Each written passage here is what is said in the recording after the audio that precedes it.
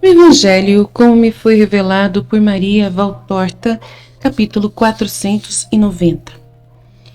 Tá chegando, gente. Tá chegando logo em breve.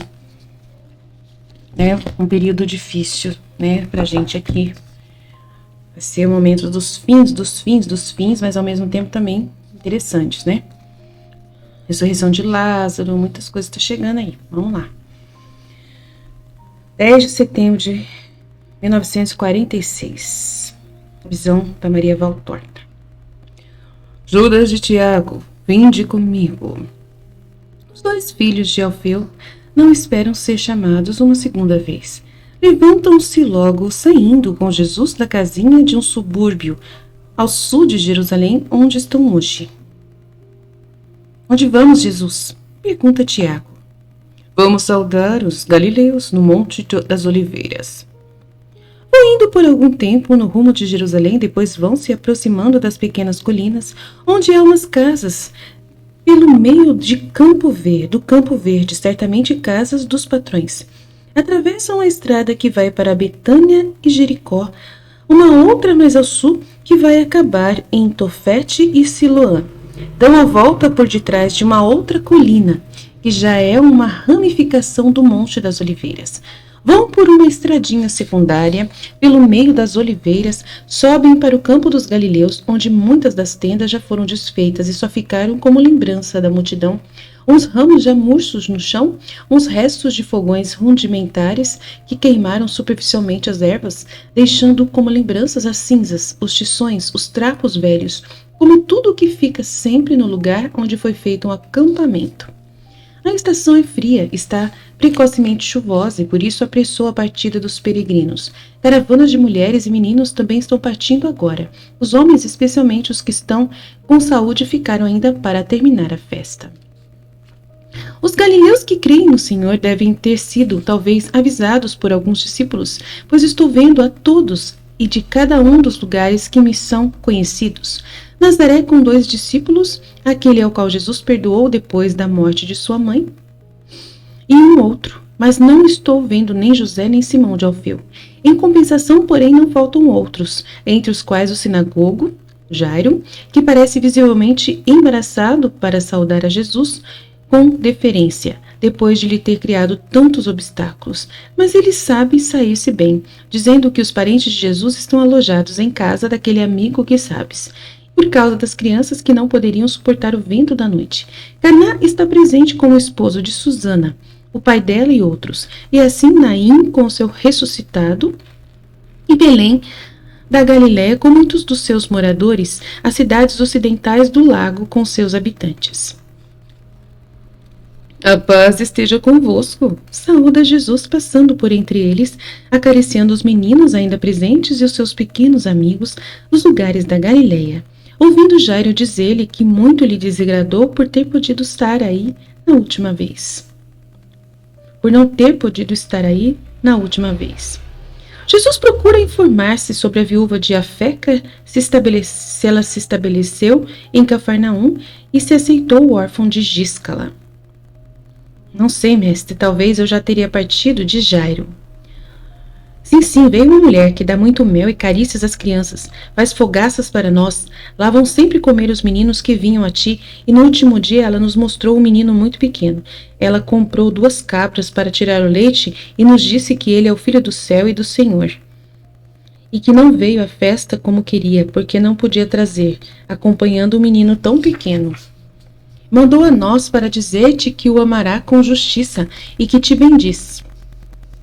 Os meninos de Cafarnaum parecem uns pardaizinhos que pipilam ao redor de Jesus, orgulhosos por estarem sabendo até o que nem o sinagogo sabe, de fazerem de embaixadores junto ao bom mestre, que os escuta com atenção com que ouviria os adultos, e que lhe responde: Vós lhe direis que eu também a bendigo, e que ela ame os meninos por mim. Vós querei-lhe bem, não abusando da bondade dela, e não fiqueis gostando dela só por causa do mel e das fogaças, mas porque ela é boa para com vocês. É tão boa que chegou a compreender que quem ama uma criança em meu nome me faz feliz. Imitai a todos, quer sejais pequenos ou adultos. Pensai sempre que quem acolhe uma criança em meu nome tem seu lugar reservado no céu, porque a misericórdia sempre é premiada, ainda que seja somente um copo d'água, dado em meu nome, a misericórdia praticada com as crianças, salvando-as não somente da fome, da sede, do frio, mas da corrupção do mundo. Terá um prêmio infinitamente grande. Eu vim para abençoar-vos antes de partirdes. Levareis a minha bênção às vossas mulheres, às vossas casas. Mas não voltas mais a nós, mestre? Ele vai voltar só depois de ressuscitado. Voltarei, mas não agora, só depois da Páscoa. Nossa. Se ficas por lá tanto tempo, com certeza vais esquecer de tua promessa. Não tenhas medo, é mais fácil que o sol pare de brilhar do que Jesus se esquecer de quem espera nele. Será um tempo longo e triste. E se nós ficarmos doentes?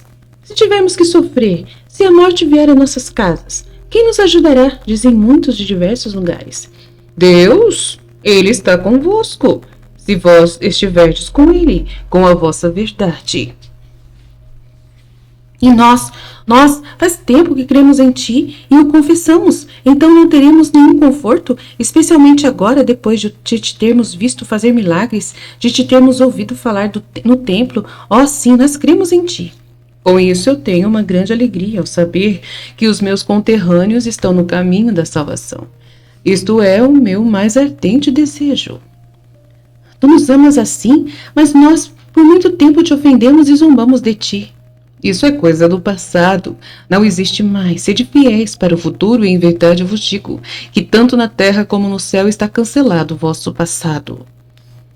Ficarás tu conosco? Dividiremos o pão como tantas vezes o fizemos em Nazaré, quando éramos todos iguais e aos sábados íamos descansar nos olivais, e então como quando tu eras apenas Jesus e ias conosco, como um de nós a Jerusalém para as festas. Surge dentro deles uma saudade, uma lembrança dos tempos passados ao ouvirem a voz dos nazarenos que já se converteram. Eu queria ir às casas de José e de Simão, mas irei lá depois. Todos vós sois meus irmãos em Deus. Para mim tem mais valor o espírito e a fé do que a carne e o sangue, porque estes últimos perecem, enquanto que os outros são imortais. Enquanto alguns se apressam em ir acender o fogo para assar as carnes e enfiam nelas os espetos de oliveira, para que já fiquem em condições de poderem ser levadas para as mesas, os mais velhos e os mais notáveis de todos os lugares da Galileia se ajuntam ao redor de Jesus para perguntar-lhe por que foi que naquela manhã e no dia anterior ele não estava no templo, e se ele vai voltar amanhã, que é o dia último da festa. Eu estava em outro lugar, mas amanhã com certeza lá estarei. E vais falar? Se eu puder. Alfeu de Sara baixa a voz e, olhando ao redor de si, sussurra ao mestre. Os teus irmãos foram providenciar ajuda para ti na cidade. Aquele tal sabe de muitas coisas, sendo parente de um dos do templo, por meio das mulheres. José se preocupa contigo, sabes? Afinal, ele é bom. Eu sei, ficará cada vez melhor quando for espiritualmente bom. Chegam outros galileus, vindos da cidade. O número dos que estão ao redor de Jesus aumenta, com grande desgosto por parte das crianças afastadas de lá pelos adultos, que não conseguem abrir mais caminho até Jesus, enquanto ele olha para o bando inocente, tão amado e sorrindo diz: Deixai vir a minhas crianças, as minhas crianças.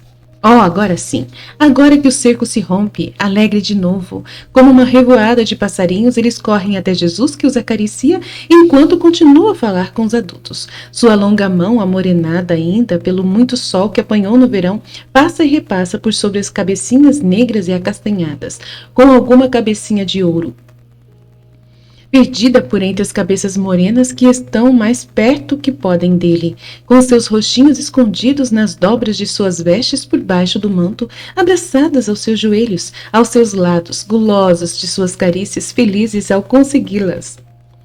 Comem ao redor dele, depois que Jesus abençoou o alimento e o repartiu com uma serena e amigável união de corações. Os outros, que não são seguidores de Jesus, ficam olhando de longe, rindo-se do que o são, e não querendo crer no que estão vendo, mas ninguém se importa com eles. A refeição terminou. Jesus se levanta em primeiro lugar, o chama Jairo, Alfeu, Daniel de Naim, Elias de Corozaim, Samuel, o ex-aleijado, e não sei de onde é, depois um certo Urias, um dos muitos Joãos, e um dos Simões, Levi, Isaque, Abel de Belém e etc. Um de cada localidade, afinal, ajudado por seus primos, faz muitas partes iguais das duas bolsas bem cheias e delas vai dando a cada um que foi chamado para que distribua aos pobres de cada localidade. Depois, tendo ficado sem nenhum dinheiro, abençoa todos e se despede. Ele bem que desejaria despedir-se e dirigir-se depois para o Getsemane, a fim de entrar na cidade pela porta das ovelhas. Mas quase todos o acompanham, especialmente os meninos que estão segurando pela veste, pelo manto, impedindo-o de andar, e que certamente o aborrece, mas ele os deixa fazer. Aquele menino de Magdala, Benjamim, que um dia falou claro qual era o juízo a respeito de Judas Iscariotes, o puxa pela veste, até que Jesus se inclina para ouvi-lo em particular. Ainda tens contigo aquele malvado? Que malvado? Comigo não há malvados, diz Jesus sorrindo. Sim que há, aquele homem alto e negro que estava sorrindo. Sabes, aquele que eu disse que era bonito por fora e feio por dentro, aquele malvado. Ele está falando de Judas, de Tadeu, que está de trás de Jesus e está ouvindo. Ah, eu sei. Responde-lhe Jesus, virando-se e depois diz ao menino. É certo que está comigo aquele homem, ele é um dos meus apóstolos, mas agora está muito bom. Por que sacodes a cabeça? Não se deve pensar mal do próximo, especialmente daquele que não se conhece. O menino inclina a cabeça e se cala. Não me respondes? Tu não queres que eu diga mentiras e eu te prometi não dizê-las, assim fiz, mas agora eu te digo que sim, que eu creio que ele é bom, mas digo uma coisa não verdadeira, porque eu acho que ele é mau.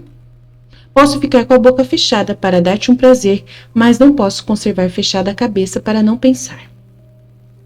Esta saída foi tão impetuosa e lógica, em sua simplicidade ainda infantil, que aqueles que a ouviram todos se riem, todos, menos Jesus, que suspira e diz. Está bem, tu deves fazer uma coisa, rezar para que ele fique bom, se é mesmo que ele te parece mal. Tu deves ser o anjo dele, farás isso.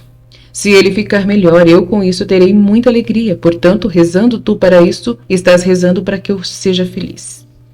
Assim farei, mas se ele é mau e não fica bom contigo, minha oração não fará nada. Jesus interrompe a discussão parando e inclinando-se para beijar os meninos, depois ordena a todos que voltem para trás. Quando estão sozinhos, Jesus, os dois primos e Judas de Alfeu, depois de um pouco de silêncio, como se antes houvesse raciocinado consigo mesmo, diz, concluindo. Ele tem razão em tudo. Eu penso exatamente como ele, mestre. Mas de quem está falando? Pergunta-lhe o seu irmão Tiago, que ia andando à frente um pouco absorto, indo por uma sendazinha que mal permite uma pessoa dar um passo para voltar. De Benjamim que eu estou falando, aquilo que ele disse. Mas tu não queres ouvir, eu te digo também que Judas é, não um verdadeiro apóstolo, não é sincero, não te ama não. Judas, por que fazer-me sofrer? Meu irmão, porque eu te amo. Eu tenho medo de Iscariotes, mais medo dele do que de uma serpente. Tu és injusto, sem ele, talvez eu já teria sido capturado. Jesus tem razão, Judas. Judas faz muitas coisas. Ele atraiu sobre si ódios e zombarias sem ser poupado, mas trabalhou e trabalha por Jesus. Diz Tiago. Eu não posso pensar que tu sejas um tolo, que sejas um mentiroso, e me pergunto a mim mesmo, por que será que ainda conserva Judas? Eu não falo por ciúme nem por ódio, falo porque sinto dentro de mim que ele é mau, que ele não é sincero. Tudo aquilo que por teu amor eu posso admitir é que ele seja um doido, um pobre doido que hoje delira para um lado e amanhã para outro. Mas bom, Não, ele não é.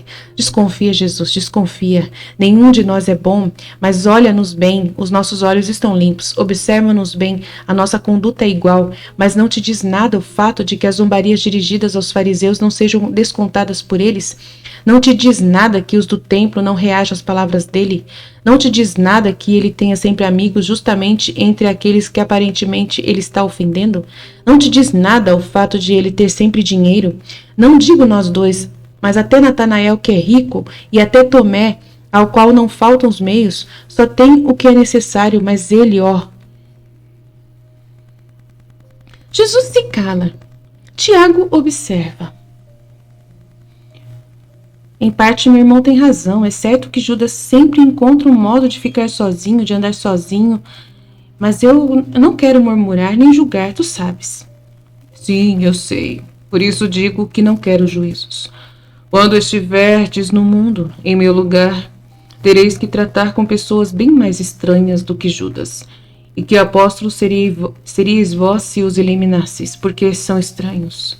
Ao contrário, justamente porque assim são, é que deveríeis amá-los como um paciente amor para torná-los uns cordeirinhos do Senhor. Agora vamos às casas de José e de Simão. Vós ouviste, não é verdade? Eles trabalham em segredo por mim. Vós direis, é um amor de família. Sim, é verdade, mas é sempre amor. Vós vos ficastes mal da última vez, apaziguai-vos agora. E vós tinhais razão. Cada um reconheça o seu erro. Não fique levantando a voz naquilo em que tem razão. Ele me ofendeu muito, a ofender muito mais a ti, diz Tiago. Tu te pareces muito com José, o meu pai. José é teu irmão. Se parece com Alfeu, teu pai. Pois bem, José foi muitas vezes criticado por seu irmão mais velho. Mas José teve pena dele e o perdoou sempre, porque era um homem grande e justo. Era um grande justo, meu pai. Que sejas tu também como meu pai. É São José. Se ele me censura como se eu fosse ainda uma criança, tu sabes que quando ele fica exaltado não atende a nenhuma razão. Tu fica calado. É o único remédio para acalmar as iras.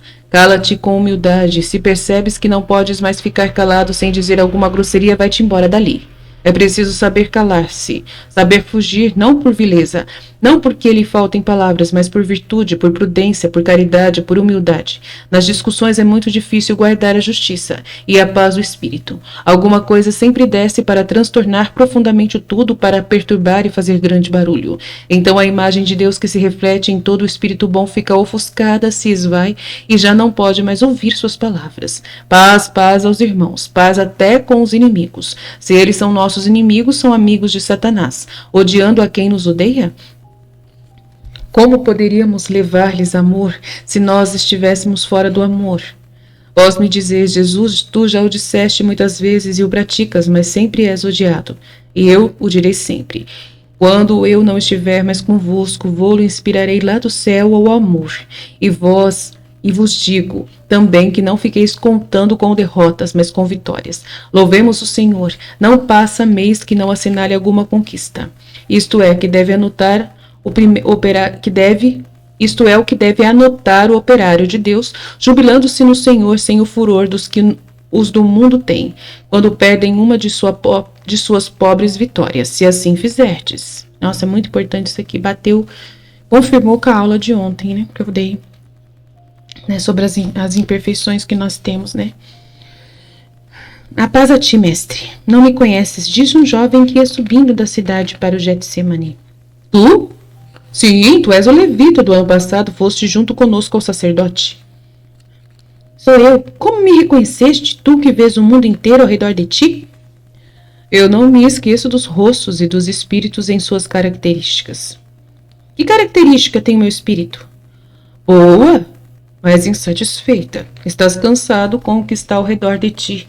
O teu espírito se inclina para coisas melhores. Percebes que elas existem. Percebes que é hora de decidir-se por um bem eterno.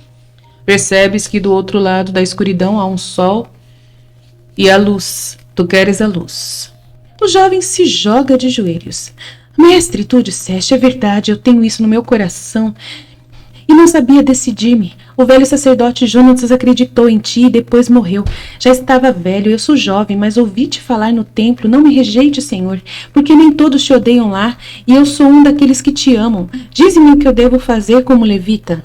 O teu dever está à chegada do novo tempo. Refletir, porque, ao vires a mim, não vieste ao encontro da glória terrena, e sim da dor. Se perseverares, terás a glória no céu. É preciso que te instruas na minha doutrina, e te confirmes nela. Com quê? O próprio céu te confirmará com seus sinais. Reconfirma-te com a ajuda dos meus discípulos. Procura conhecer sempre mais e praticar o que eu ensinei.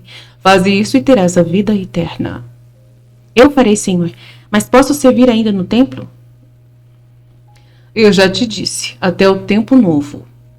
Abençoa-me, mestre, será a minha nova consagração. Jesus o abençoa e o beija e se separam.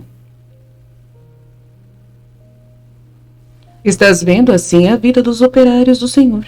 Faz um ano que naquele coração caiu a minha semente.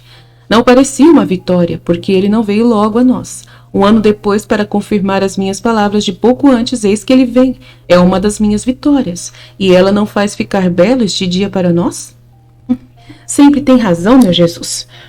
Mas fica atento com Judas. Eu sou astuto ao dizer isso. Tu sabes, mas no coração há este tormento.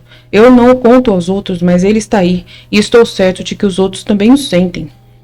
Jesus não replica e diz: estou contente que José e Nicodemos que tenham dado este dinheiro, assim posso mandar uma ajuda aos meus pobrezinhos da Galileia. Chegaram à porta, por ela entram, indo confundir-se com a multidão, e assim termina a visão. E a próxima visão é Jesus no templo, no último dia da festa dos tabernáculos. Amém, Fiat.